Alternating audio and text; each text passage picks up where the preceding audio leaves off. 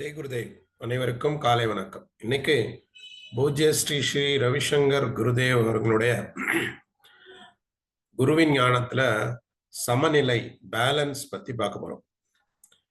என்னன்னா, வாழ்க்கை மிகவும் எளிமையானதாகவும் தெளிவானதாகவும் இருந்தா கூட சிக்கல் நிறைந்ததாகவும் இருக்கு.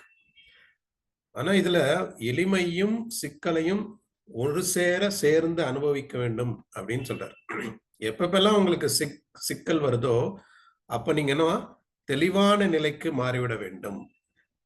தெளிவான மனநிலைக்கு மாறும்போது உங்க மனநிலை அமைதியா இருக்கும். அந்த அமைதியா இருக்கிற மனநிலையில அதுல என்ன சிக்கல் ஏற்பட்டிருக்கு அப்படிங்கிறத கவனிக்கும் போது நமக்கு ஒரு ஒரு திறமான ஒரு தெளிவு கிடைக்கும் அப்படின்னு சொல்றாங்க.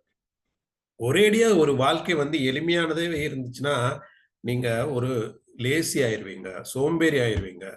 வாழ்க்கையே ஒரு மந்த நிலைக்கு போய்விடும் அப்படின்னு சொல்றாரு. அதே சமயம் வாழ்க்கையே ரொம்ப சிக்கலா இருந்தாலும் உங்களுக்கு ஒரு கோபம், எரிச்சல், வெறுப்புணர்வு ஏற்படும். சோ ஒரு புத்திசாலி, ஒரு திறமையானவன் என்ன பண்ணுவான்னா, இந்த எளிமையும் சிக்கலையும் சேர்ந்து அனுபவித்து இரண்டிலுமே ஒரு மகிழ்ச்சியை உணர்வார் அப்படின்னு சொல்றாங்க. நீங்க வாழ்க்கை எப்பவுமே எளிமையா, தெளிவா, சாதாரணமா இருந்ததுன்னா அதுல ஒரு வளர்ச்சி இருக்காது அப்படின்னு சொல்றாரு. ஆனா அதே போல எப்பவுமே வாழ்க்கை ஒரு சிக்கலாவே இருந்தா கூட அதுல என்ன வாழ்க்கையில ஒரு வெறுப்பு ஏற்படும் அப்படின்னு சொல்றாரு. அப்போ நம்ம வாழ்க்கையை சிறன்பட நடத்தணும்னா இந்த ரெண்டுமே இருக்கும். எளிமையும் இருக்கும், சிக்கலும் இருக்கும்.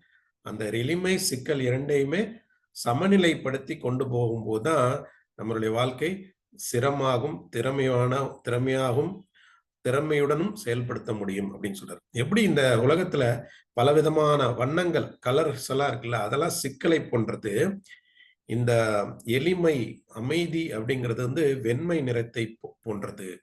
நம்ம உள்ளுக்குள்ள அமைதியாகவும் வெண்மை நிறமாகவும் இருக்கும்போது வெளியில வண்ணமயமாக ஒளிர முடியும் அப்படின்னு சொல்றாரு. இதுதான் குருஜி சமநிலையை பத்தி சொல்ற ஞான கருத்து. பிடிச்சிருந்தா லைக் பண்ணுங்க, ஷேர் பண்ணுங்க, சப்ஸ்கிரைப் பண்ணுங்க.